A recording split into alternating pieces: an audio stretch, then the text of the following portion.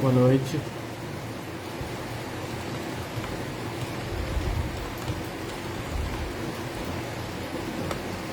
Entrei no WhatsApp aqui. Desculpa, no Facebook.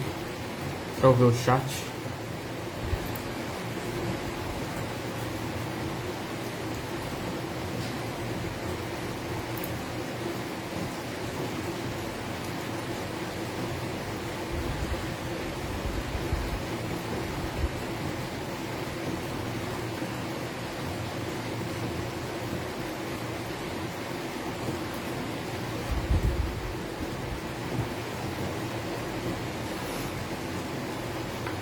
Vou guardar aqueles primeiros 5 minutos.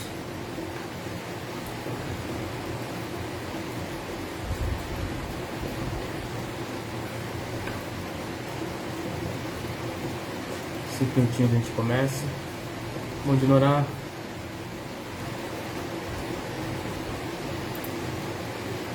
Lembrando, tá, gente? Quem for entrando, se já quiser pegar água.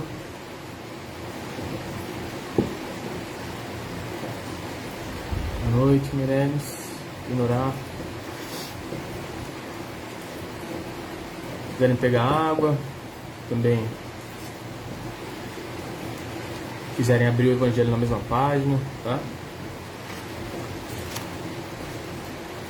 Eu vou abrir de novo aleatoriamente, vou deixar ele fechado aqui. Só subir o volume um pouquinho. Tá chovendo hoje, tá?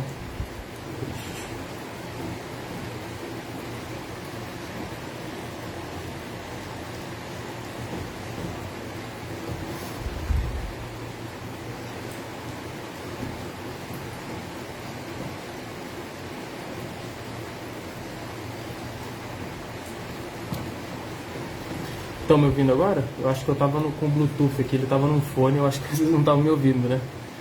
Desliguei aqui. Pessoal, vou falar um pouco hoje de uma das bases da... Boa noite, André, Cláudio. De uma das bases da reforma íntima, que é o auto-amor. Eu peguei como referência o livro Caminho do Auto-Amor, do Vanderlei Oliveira. Algumas referências também no André Luiz, só para fechar alguns temas. Mas é basicamente mais Vanderlei Oliveira mesmo. E um pouquinho de Livro dos Espíritos, né? Como essas coisas acabam se cruzando, né? Então, quando Vanderlei Oliveira ele fala do auto-amor, ele quebra isso em 7 steps, né? 7 passos, 7 pilares aí do auto-amor. O primeiro deles, que é o que eu vou falar hoje, é a autoestima, né? Então, a autoestima seria eu colocar, seria a prática que me levaria ao auto-amor, né? Então, o auto-amor, né, segundo ele, é uma herança divina, um tesouro que reflete a essência do Pai que está dentro da gente. E quando a gente vai lá e ele comenta que isso se confunde muito, né, com a questão da gente, da questão da proteção da vida, né, daquela questão da gente preservar, da preservação da vida, né, isso confundiu muito ao longo do tempo. Parece que a gente tem um apego com a vida, né, e não é exatamente isso, é uma coisa um pouco mais transcendente, porque essa proteção da vida está até nas leis morais. Eu diria que seria uma junção dessa proteção, né, da vida, né, que a gente tem, que não é exatamente esse o termo, nas leis morais deixa eu só pegar, lei do progresso, lei da conservação, né, lei da conservação, mais exatamente no Livro dos Espíritos, no livro 3, né, que ele fala das leis morais, da lei natural, né, que é a lei de Deus. Tem a lei da conservação, que é a gente conservar a nossa vida, lutar para conservar ela, e tem a lei do progresso, né? Ele seria meio que uma junção desses dois, né? A autoestima, porque você preserva a vida, mas ao mesmo tempo você tem que estar sempre em progresso, porque segundo o Livro dos Espíritos, quando você para ou de trabalhar e etc., né, isso é pior do que pior do que qualquer tortura, segundo o Livro dos Espíritos, né? O homem fica completamente no ócio. A gente acha que a gente quer isso, mas você pode ver, se você ficar completamente no ócio, na verdade você vai se afundando devagarinho. Por um tempo é bom, mas pega uns 2, 3 meses de férias sem fazer nada, aquele sentimento de inutilidade, né, de não estar fazendo nada, isso não é, naturalmente não é bom pra gente, né? Então ele faz esse comparativo. Então, ó, o trabalho pessoal de desenvolvimento desse amor, né, que é o auto-amor, chama-se autoestima, ou seja, a capacitação para sentir o seu próprio bem e se ver como filho de Deus, né? Então seria o trabalho, né, esse trabalho que vai me capacitar, né, e eu vou começar a encontrar esses tesouros que estão dentro de mim, né, porque eu acredito. Se a gente não acredita, a gente fica se limitando, isso a gente vai desdobrar mais para frente, a gente acaba não descobrindo esses tesouros e não se vê, putz, mas muita gente, isso é um trabalho muito duro, que às vezes quando nós fazemos assim, às vezes numa entidade, coisa do tipo, às vezes é trazer para a pessoa aquele sentimento de empoderamento, de que ela pode mudar, que ela pode tomar certas decisões na vida dela, que ela pode mudar o destino dela. Às vezes o trabalho é muito mais aí do que na capacitação em si, que depois que ela acredita, aí ela vai embora, né? Ela acaba se virando e você não precisa fazer praticamente nada, né? Aqui, ó, pode até parecer óbvio, mas pergunta para você se você consegue com espontaneidade desejar o seu próprio bem ou se já sabe como aplicá-lo nas experiências diárias, né? Se você consegue, né? Porque às vezes a gente vive a vida inteira servindo, não que isso seja ruim, mas você tem que se abastecer em algum momento para você poder servir de forma adequada, né? Como falou, Jesus era um líder servidor, lavava pés, tinha várias demonstrações disso, mas ele tinha que estar bem para fazer isso. Se você estiver mal fisicamente, etc., não tiver aquele amor por você, não se cuidar, você não vai ser um bom líder, né? E aí, algumas perguntas aqui nas experiências diárias. Se você se prioriza em algum momento, se sabe dos seus limites na convivência, ou seja, você conhece os limites, você respeita os seus limites, né? E se permite satisfazer as necessidades que levam à sua realização pessoal, ou seja, você vive uma vida de privação ou de vez em quando você se permite fazer uma coisa a mais ou a menos? Pessoal, me responde só se está travado ou não para vocês, porque para mim o Facebook no computador travou, tá? Se tiver travado, me avisem, por favor.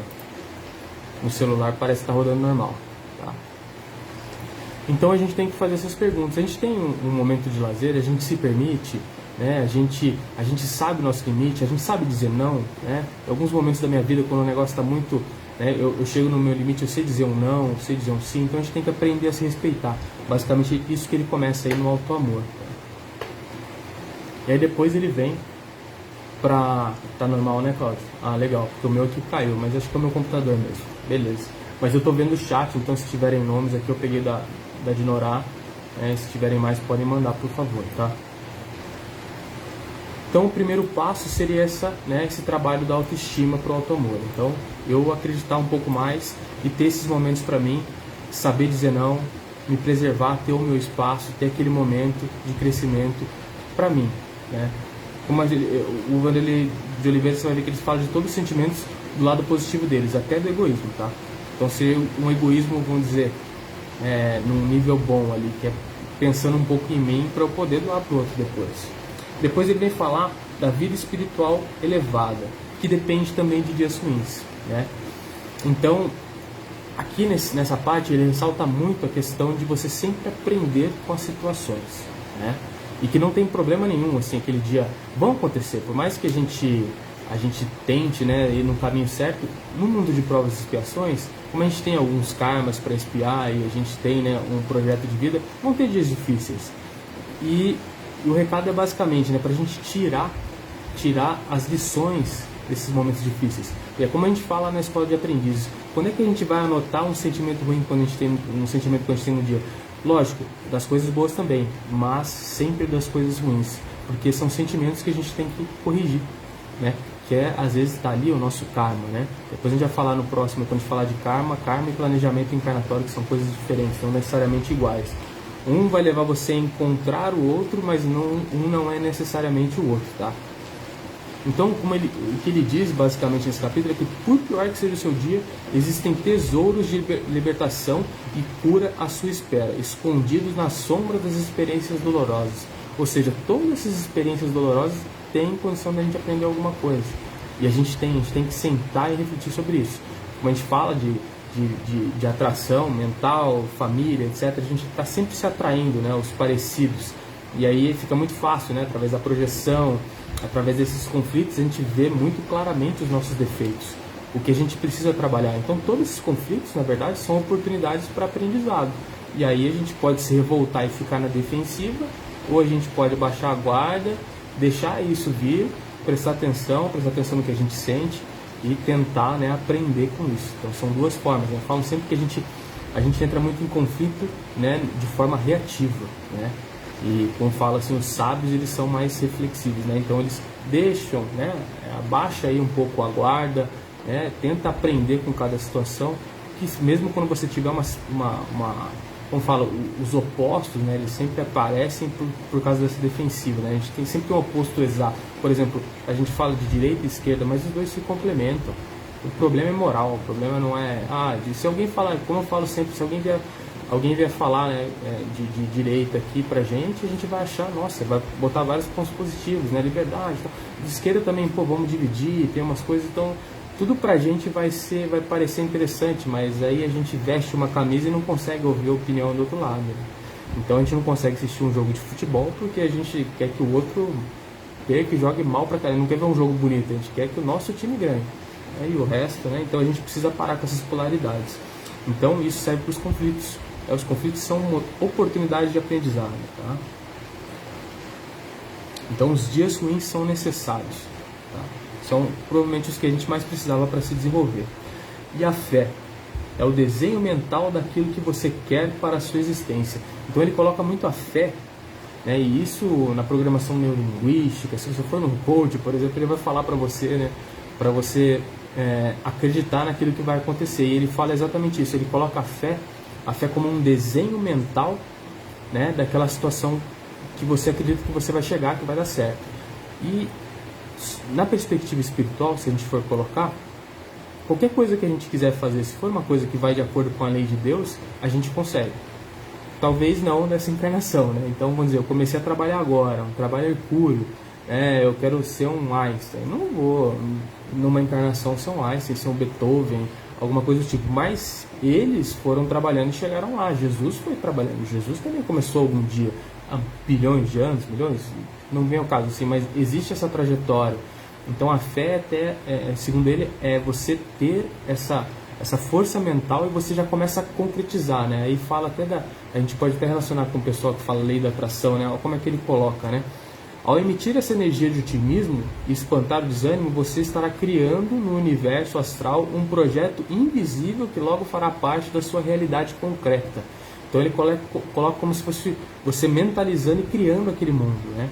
E aqui é a alavanca para a vida andar, fonte de saúde para a mente e combustível para que a prosperidade e a alegria façam morada em sua vida.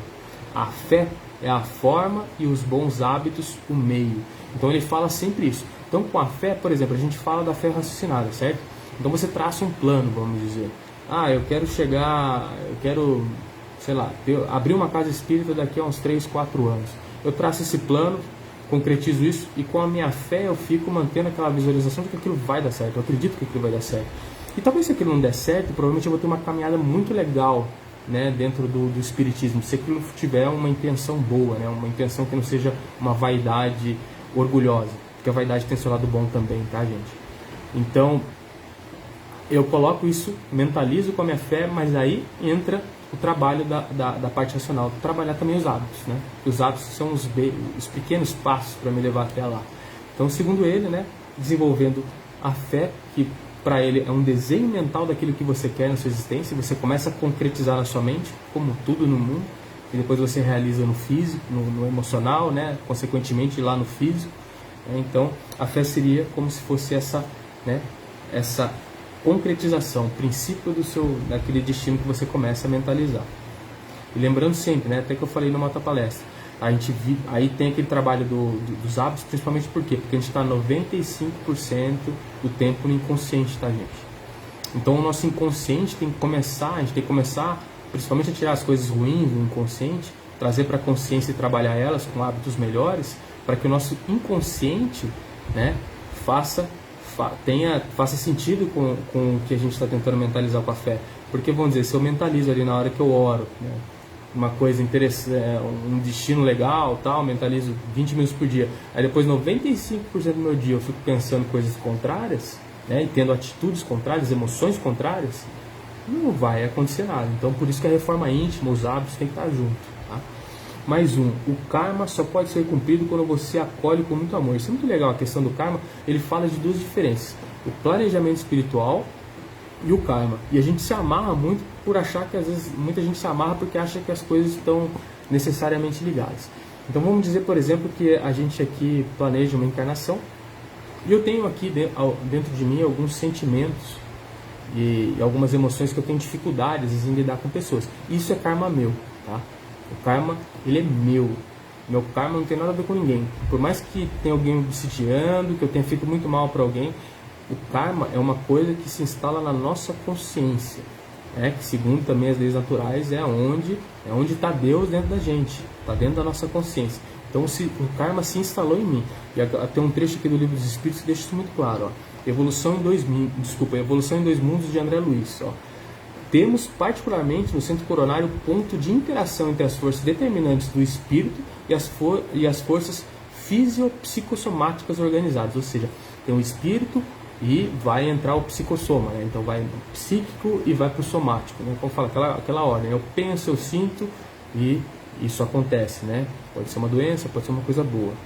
Então a mente elabora as criações que lhe fluem da vontade, apropriando-se dos elementos que a circundam, e o centro coronário incumbe-se automaticamente de fixar a natureza da responsabilidade que lhes diga respeito, marcando no próprio ser a consequência feliz ou infeliz de sua movimentação consciencial no campo do destino.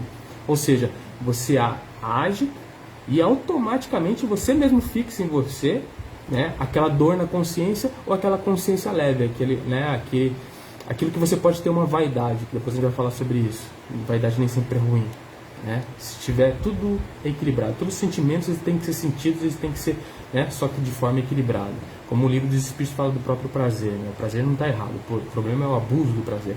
Então eu mesmo, né, nesse mecanismo, quando eu tomo uma decisão que vai contra, por isso que fala da dualidade, a lei natural ela me rege, mas ao mesmo tempo eu não respeito ela e eu acabo ficando doente. Então é a lei do amor, da fraternidade, só que eu acabo distorcendo todos esses meus sentimentos por causa do egoísmo e acabo agindo contra a lei que rege a minha própria integridade física, mental e emocional, e eu crio essa doença para mim. E isso é o meu karma. Eu mesmo criei. E eu mesmo me cobro. Não é Deus, não é ninguém. É Deus dentro da minha consciência. É a centelha divina que está dentro da gente. É de nós. Tem que falar sempre no terceiro do plural. Tem que lembrar, viu, gente? Me corrija. Foi chamado a nossa atenção e às vezes eu me confundo. Tá? Então no planejamento encarnatório, por exemplo, a gente pode chegar lá, eu quero viver uma situação financeira difícil, etc. Tal. Então esse é o planejamento encarnatório. Mas o meu karma que eu preciso trabalhar, por exemplo, às vezes é o meu orgulho, às vezes é a minha raiva excessiva, né? Assim, a gente precisa sentir essas coisas, mas sem excesso. Então isso eu preciso trabalhar, mas não necessariamente eu preciso passar exatamente por esse planejamento. Tá? Então eu não preciso ficar, porque aí a gente se martiriza. Fala assim, não, eu tenho que ficar nesse casamento infeliz aqui o resto da minha vida, porque esse é meu karma. Não, seu karma não é isso. Seu karma é o seu problema de se relacionar. Se você vai resolver nesse casamento ou em outro, não sabemos, né? Se nós vamos resolver num relacionamento ou em outro, nós não sabemos. Mas a gente precisa resolver esse karma, mas uma coisa não é necessariamente a outra, entendeu? A gente vai fazer um planejamento que vai nos levar a encontrar aqueles nossos problemas emocionais e tentar vivenciar eles, né? Que essa é a sabedoria, a gente identifica do lado de lá, mas a gente só supera vivendo, né? A sabedoria é você trilhar o caminho. Primeiro a gente cria racionamento do lado de lá, né? Entende os problemas e depois cria um planejamento. Como é que eu vou encontrar esse tipo de dificuldade na minha vida para que eu possa trabalhar? Mas eu não preciso trabalhar exatamente naquela trilha. Então essas coisas não são necessariamente 100% amarradas, tá? E aqui que é legal, o karma só pode ser cumprido quando você se acolhe com muito amor, dedica-se com empenho às lições e compreende que, diante das leis divinas, ninguém cura ninguém. Então somente está reservado a você o direito e o dever de curar a si próprio. Ou seja, né, o problema tem que ser resolvido conosco, né? Cada um tem que resolver o seu. A gente se ajuda, se relacionando, entrando em situações, se ajudando, mas cada um vai resolver o seu, ou seja, não tem nenhum relacionamento com, né, exatamente com esse caminho que eu vou fazer, as pessoas que eu vou encontrar. Tem com esse conflito interno que nós temos, que está lá dentro da nossa consciência. A gente pode estar sozinho no lugar, em qualquer... Só que esses relacionamentos que a gente tem vão aflorar isso, vão deixar muito evidente. A gente projeta, a gente encontra pessoas parecidas e a gente vê aquele defeito muito fácil nos outros, então isso sempre está mostrando pra gente. Mas é um problema que cada um tem que resolver. Então, quando a gente fala de karma, depois a gente vai para a frequência energética do auto-amor. Aí ele fala o seguinte: a frequência energética do auto-amor será alvo de estudos profundos da ciência do futuro. Ele relaciona muito isso com saúde, né? Que a frequência do auto-amor, ela cria, e é óbvio, né? Porque daí tem a ver com a lei natural que rege a gente, que o amor, ele deixa o nosso corpo todo funcionando da forma perfeita. Isso aqui é Pai João, tá, gente? É psicografia do Pai João. O Pai João fala isso aqui, né? Vanderlei de Oliveira, linguagem de preto velho, é muita sabedoria, muita simplicidade na hora de falar. Então, olha que legal, falando de questão de... A gente fica falando de proteção psíquica e não sei o que, um monte de técnica, mas olha que legal que ele fala. Quando você está sentindo o amor, né? A frequência do amor. A aura de quem se ama irradia uma coloração azul e prateada, que cria e sustenta um escudo em forma de tela.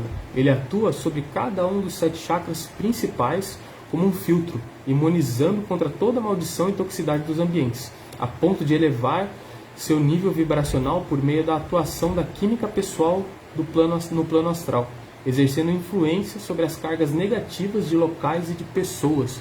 Ou seja, a gente já viu isso muito, né? Tem gente que tem esse poder, né? E aí é a questão de você conseguir ser uno no meio do diverso, né? O que seria isso? Basicamente Jesus, né?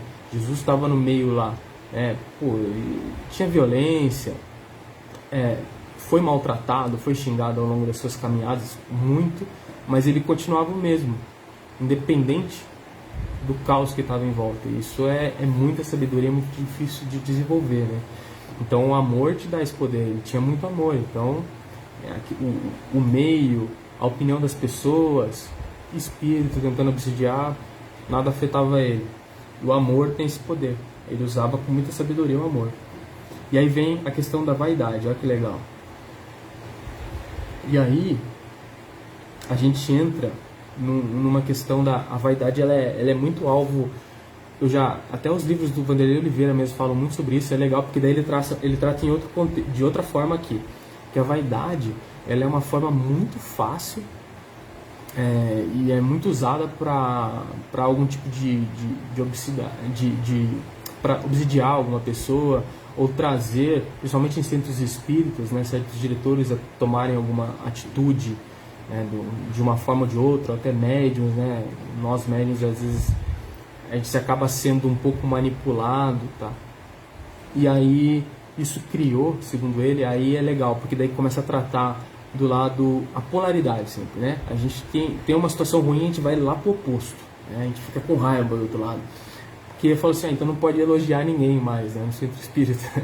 Então você ouve uma palestra, você gosta, você não pode elogiar, porque senão você vai estar incitando a vaidade. Ele fala muito pelo contrário, isso é uma base da educação, né? É uma base nossa da educação, de uma convivência diplomática, uma convivência legal. A pessoa fala alguma coisa legal para você, te ajuda, você ouve uma palestra que você gosta, você elogia. Acho que aí tem 2 pontos, né? Existe aquele elogio que você usa para manipular, isso tem que tomar muito cuidado. Quando a pessoa te elogia demais, a gente percebe, né? Que aquele elogio não é muito verdadeiro. Então não fica trazendo isso para dentro, tá? Isso vai acontecer ao longo da vida, aquele elogio exagerado. Você fez uma coisinha ali, não fez esforço nenhum, a pessoa, nossa, ele é um santo, não sei o quê. Você só deu um passe, né? Você só serviu como a gente trabalha no centro espírita, a gente sabe, quando a gente está dando um passe, a gente é simplesmente um meio. Eu passo assim minha energia, a gente tenta canalizar, mas a gente é um meio mais de transmissão do que alguém que tem o crédito por aquele passe. A gente está ali como ferramenta, né? O médium é uma ferramenta. Então a gente tem que ter essa consciência interna, e a partir desse momento que a gente tem consciência, quando você começa a trabalhar, você acaba se afastando de achar que você é demais. Então E você sabe também quando um elogia demais. Você vê que as pessoas ficam incomodadas. Até quando a pessoa já começa a adquirir um certo nível de humildade, se a pessoa vem e exagera muito, tá bom, tá, menos, né? Vamos com calma. Então ele fala, ele incentiva, tem que elogiar sim, tem que ter alegria. E aí ele fala da vaidade, olha que legal. Né? Aqui, ó, faça elogios que reconheçam os valores dos outros e os seus próprios. Não tenha medo. Elogio é algo bom, você é maravilhoso, você pode. Quem teme elogio ou elogiar alguém está mal resolvido com relação ao seu sentimento de vaidade. Ou seja, porque a vaidade, ela é uma alegria pelas suas conquistas, né? E pelas nossas conquistas. Tem que falar no terceiro plural, não pode esquecer. Então a vaidade é uma alegria pelas nossas conquistas. Agora, quando a gente obscurece ela muito, né, e a gente não olha para ela e não olha realmente, se eu conquistei realmente aquilo, se eu mereço, se eu posso comemorar, aí a gente começa aquela questão da ilusão, fica meio no superficial. E a gente começa a ouvir esses elogios e qualquer coisa a gente começa, né, a querer subir mais degraus. Mas se a gente olha bem para a caminhada que a gente fez e ouvir um elogio, faz sentido, né? Eu fiquei 3 anos estudando e cheguei até aqui, eu fiquei 3 anos batalhando essa posição como profissional e cheguei onde cheguei. Então você se sente merecedor e você tem o direito todo de ter a alegria por essa conquista que você teve. Então a gente tem que ter cuidado na hora de elogiar quando realmente faz sentido, e a gente também tem que saber receber um elogio e avaliar, porque você sabe do seu merecimento ou não. Então se não é do merecimento, não fica se engrandecendo demais. Se é do merecimento, fica feliz e continua a caminhada. Isso dá energia para que a gente continue fazendo o que a gente tem que fazer, né? Deixa eu até colocar um último trecho. Aqui, ó. Temer a vaidade ou não fazer contato com o seu lado luz é dar força para a vaidade crescer, levando a praticar atitudes ruins, transformando num ser presunçoso, transformando narcisista, fútil e orgulhoso, ou carregando-o para o extremo oposto, o da baixa autoestima. Também tem esse lado, tá? Eu nunca posso receber elogio, eu nunca posso... Então vai te jogar na baixa autoestima. Isso é interessante também. Ter medo dela é manter um recurso fundamental para a sanidade humana na sombra do inconsciente. Olha que legal. Nisso reside um grande mal, porque assim ela sustenta orgulho tóxico e alimenta muitas ilusões. A vaidade faz bem a quem aprendeu para que ela existe. Sua função na construção de uma relação de auto-amor é o alicerce para a autoconfiança e a vitalidade da resiliência.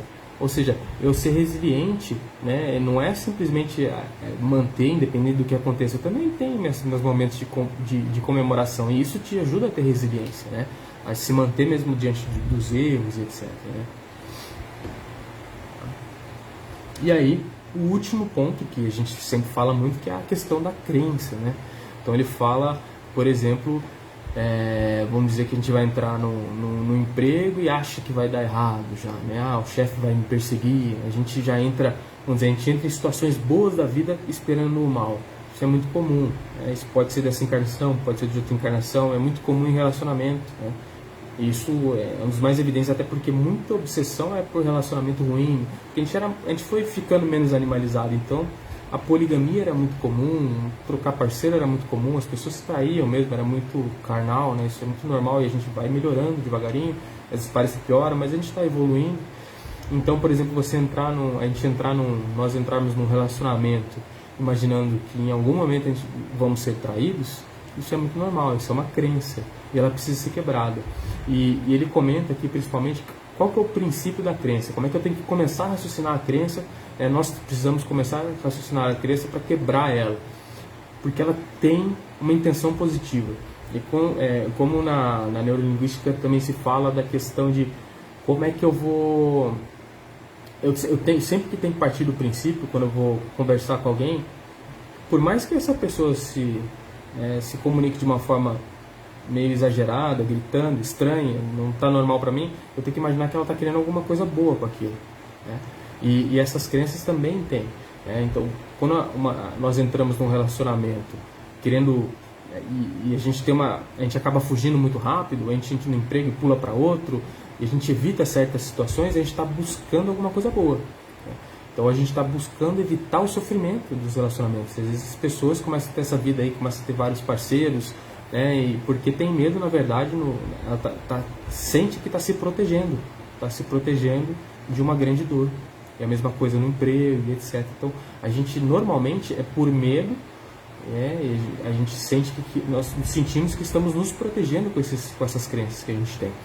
Então, ó, até ele sugere, né, o Vanderlei aqui, fazer, Pai João no caso, né, para a gente fazer algumas perguntas, né?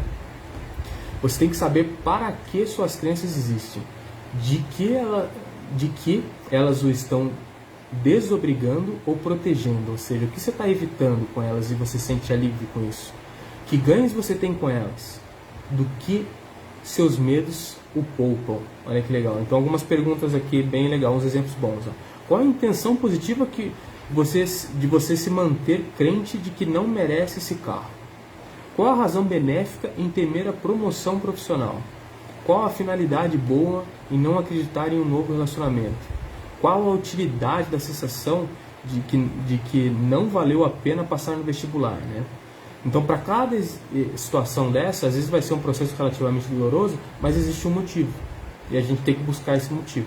Esse motivo vai começar a jogar a gente lá para dentro para entender o princípio dessa dor. Então, esses são os princípios aqui da autoestima. Tá? Então, como é que a gente começa? Né? Autoestima, né? Então eu tenho que entender, né? Eu não vou me aprisionar numa existência de empobrecida, né? Medíocre. Não, eu tenho que ter uma autoestima. Aí eu vou ter que ter uma vida espiritual, né, elevada, que também vai passar por dias ruins, então eu vou aprender com isso. Então eu vou ter autoestima, vou passar por situações ruins, vou tentar tirar algum aprendizado disso. Quando eu tenho autoestima, isso já fica mais fácil, né? Com fé, eu vou mentalizar onde eu quero chegar, né? E vou mudando hábitos para trilhar esse caminho. O karma, né? O karma, ele tem que ser a gente tem que ter amor, né, por nós mesmos para poder passar por esse karma, porque a gente vai ver algumas sombras e a gente precisa olhar para elas. É como você olhar para os defeitos do seu filho, imagina isso, uma pessoa que você ama. Então a gente vai ter que vivenciar esse karma, e a gente precisa acolher essa sombra, investigar ela e fazer, né, a nossa reforma íntima para poder superar ela.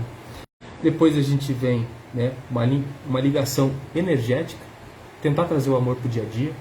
E Joana de Anjos dá algumas dicas, né? Principalmente quando as situações quando você está lidando com uma pessoa que você tem muito problema.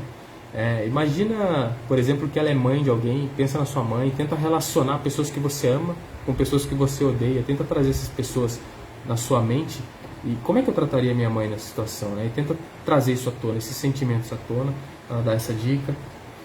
A vaidade faz bem na medida certa. Então a gente parar, a gente pode elogiar sim, a gente pode ter vaidade dos passos que a gente deu, não dos que a gente não deu. Então a gente precisa saber avaliar, precisa elogiar sim quando as pessoas merecem, precisa saber receber um elogio, mas também precisa saber quando as pessoas estão tentando te manipular através daquele elogio, né? Isso é muito claro, quando a gente usa muito uma máscara, as pessoas, por exemplo, as pessoas estão te vendo às vezes, mas falam, não, eu vou fazer um elogio, ele acha que ele é muito bom nisso, eu vou falar para que ele porque daí ele vai para o meu lado. Aí eu consigo vender um produto para ele, eu consigo trazer ele, né, para o mesmo lado que eu, então é muita manipulação. Então, saber, né, usar a vaidade de uma forma correta. E as crenças, né, começar a quebrar essas crenças, né, por que eu achava que isso era bom, para eu poder sair delas e continuar a minha caminhada. Então, esses são os passos da autoestima, segundo Vanderlei Oliveira, Pai João, né. Eu vou ler agora um trecho do Livro dos Espíritos, Evangelho segundo o Espiritismo. Vou abrir aqui ela aleatoriamente, como sempre. Vamos ver qual capítulo. Bem-aventurados os aflitos, capítulo 5, São Luís, Paris, 1860. Logo depois do item 28, tá? É o item 28, eu vou ler até em cima aqui. Um homem agoniza, presa de cruéis sofrimentos. Sabe-se que o seu estado é sem esperanças. É permitido poupar-lhe alguns instantes de agonia, abreviando-lhe o fim? São Luís, a resposta. É uma pergunta, né? Mas quem vos daria o direito de prejudicar os desígnios de Deus? Não pode ele conduzir um homem até a beira da sepultura para em seguida retirá-lo, com o fim de fazê-lo examinar-se a si mesmo e modificar-lhe os pensamentos? A que extremos tenha chegado um moribundo, ninguém pode dizer com certeza que soou a sua hora final. A ciência, por acaso, nunca se enganou nas suas previsões? Bem, sei que há casos em que podem considerar com razão como despreparados, mas se não há nenhuma esperança possível de um retorno definitivo à vida e à saúde, não há também inúmeros exemplos de que, no momento do último suspiro, o doente reanima e recobra as faculdades por alguns instantes? Pois bem, essa hora de graça que lhe é concedida pode ser para ele a maior importância, pois ignorais as reflexões que seu espírito poderia ter feito nas convulsões da agonia. E quantos tormentos podem ser poupados por um súbito clarão de arrependimento? O materialista, que só vê o corpo, não levando em conta a existência da alma, não pode compreender essas coisas. Mas o espírita, que sabe o que se passa no além-túmulo, conhece o valor dos últimos pensamentos. Aliviai os últimos sofrimentos o mais que puderes, mas guardai-vos de abreviar a vida, mesmo que seja em apenas um minuto, porque esse minuto pode poupar muitas lágrimas no futuro. Legal, né? Isso a gente pode ver até no exemplo das cartas de Chico Xavier, né? Você lembra do filme? Tem lá, teu pai fica anos e anos sofrendo para depois receber um recado do filho, né? Se o filho tivesse tido a oportunidade de dizer pro pai, né? Tivesse um suspiro final e fala, pai, não foi ele, né?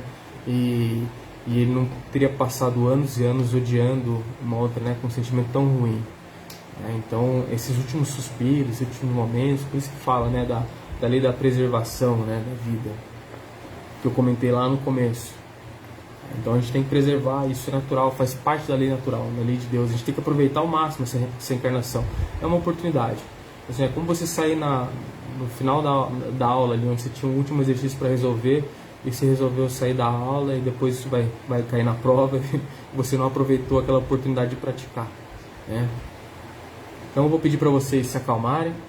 Quem não tiver, pegar um copinho d'água. Tá? Pedir para vocês se relaxarem, sentarem nas cadeiras, sofá, seja lá onde for. Descruzar braços, descruzar pernas.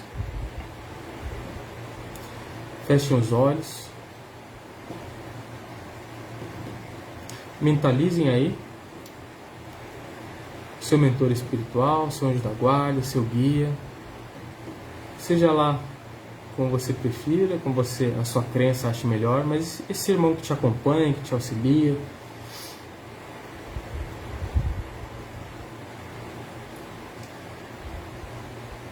Faça uma respiração funda e solte. E retém um pouco o pulmão vazio. Você vai respirando e vai me ouvindo.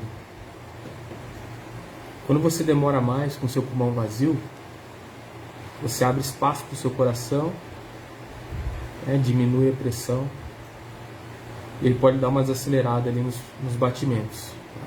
Então, sempre você expira mais, você aumenta a pressão no coração, você solta, segura um pouco sem, você pode ver que isso te ajuda a se acalmar.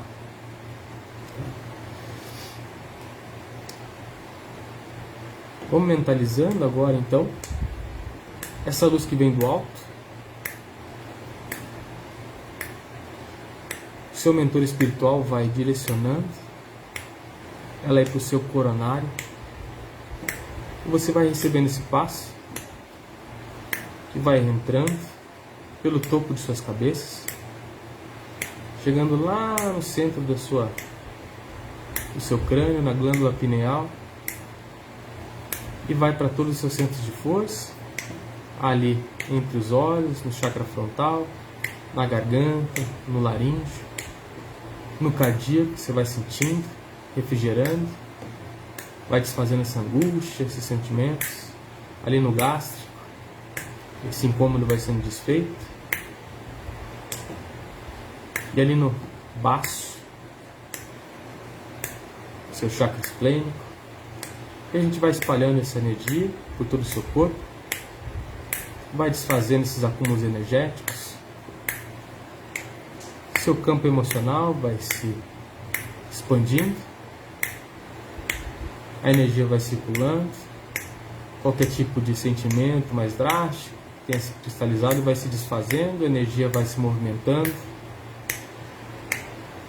expandindo mais um pouco, sua parte mental, formas, miasmas.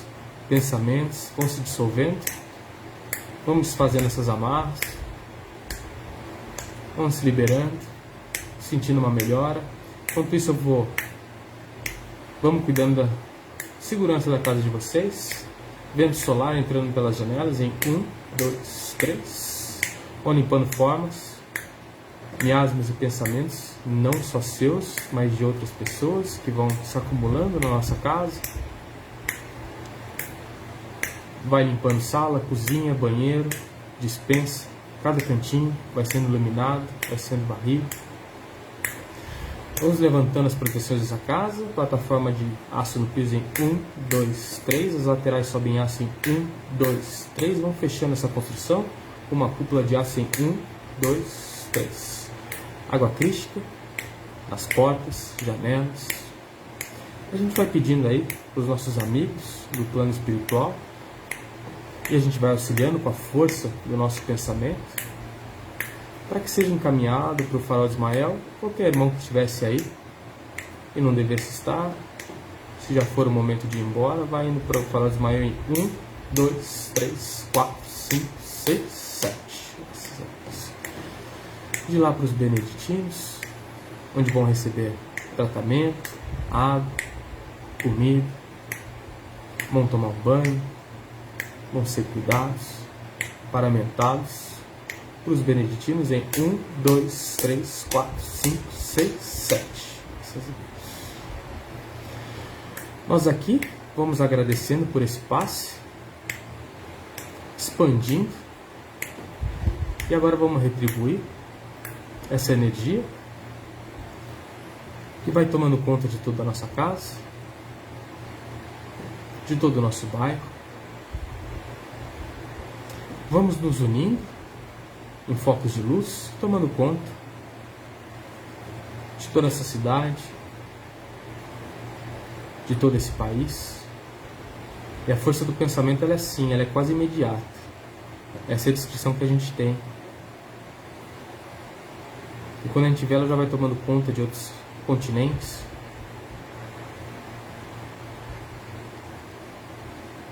E todo o planeta está tomado. Vai visualizando aí uma luz verde que esteriliza, muito bom para essa época de pandemia. E uma luz amarela que tem um significado muito forte, né? O raio amarelo com a parte da sabedoria. É uma hora de tomar decisões, de ser inteligente. Vamos aproveitar essa elevação, pedir o apoio do nosso Mestre Jesus, da nossa Mãe Maria, pedir para que eles vibrem conosco. E a gente começa vibrando, e agora por todos, para que essa distribuição ocorra com o máximo de amor possível. Vai se desfazendo essas distorções, esses egoísmos, esses interesses, para que isso saia logo. Vamos vibrando por todos os países, em especial pelos em dificuldade, sempre lembrando daqueles mais escondidos, ali no meio da África, que a gente mal tem métrica de quantos nascem, quantos morrem. Vamos vibrando por eles, asiáticos também, esses países onde a informação nem chega.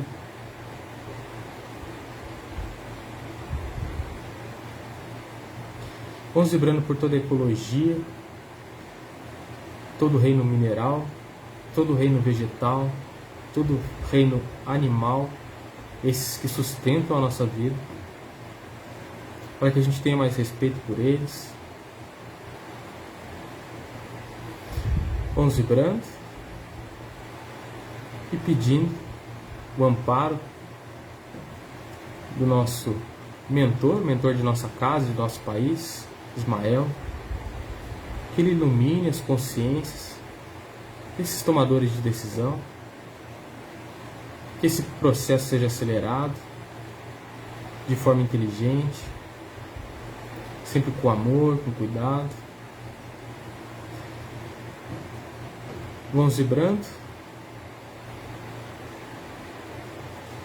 por todos esses que trabalham nas frentes, saúde, limpeza, segurança e todos esses serviços essenciais que não param, que estão sujeitos a se contaminar, que sejam logo vacinados, para que tenham mais segurança. Eles já enfrentaram tanto. Vamos vibrando por todas essas instituições que auxiliam nesse momento, auxílio financeiro, auxílio emocional, auxílio psicológico. Vamos vibrando pela nossa casa, que nos permite trabalhar, que nos permite sermos cuidados, aprendermos na prática do Espiritismo, no estudo. Vamos vibrando pelo Farol de Ismael, por todos os seus atendidos. Agradecemos sempre pela confiança, pelo carinho. Vocês fazem parte dessa egrégora. Vamos agradecendo e vibrando também pelos trabalhadores, pedindo a oportunidade de vibrarmos aqui cada um por si mesmo. E se a gente deu um passo, pode ter um pouquinho de vaidade sim, de alegria por essa conquista, não tem nada de errado nisso. Se a gente deu um passo meio torto, que a nossa consciência doeu, sem problema, amanhã a gente dá outro e corrige. Vamos dar um crédito, mais alto amor. Eu vou vibrar aqui para algumas pessoas em especial. Pela Maria Eduarda Moreto Cavalari, da rua Rocha Rui Barbosa, 83, apartamento 2306, na Vila Augusta, Guarulhos, São Paulo. Receba nossas melhores energias, nossas melhores vibrações.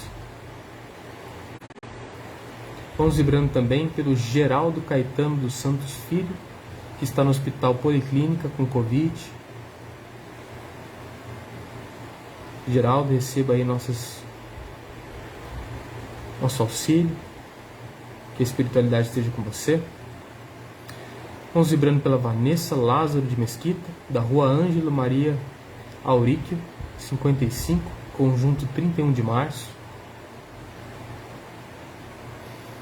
Vibramos pela Graziela Maria Alves, lá na Praça Padre José Rubens Franco Bonafé, 49, apartamento 101B, Bloco Minas, Altos da Ponte.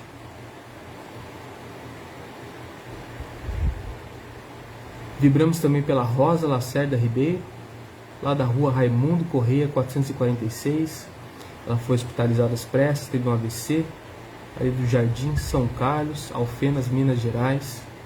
Que se recupere, que seja amparado, cada um de vocês. E vamos agradecendo por esse momento, que a gente permaneça com boas vibrações, e tenha uma ótima noite de sono. Pai nosso que estás nos céus, santificado seja o vosso santo nome. Venha a nós, Pai, vosso reino. Seja feita a tua vontade, assim na terra como nos céus. Pão nosso de cada dia dai-nos hoje, pão esse do corpo e do espírito. Perdoa, Pai, as nossas ofensas, à medida em que nós perdoamos aqueles que nos têm ofendido. E não nos deixes, Pai, cairmos em tentação.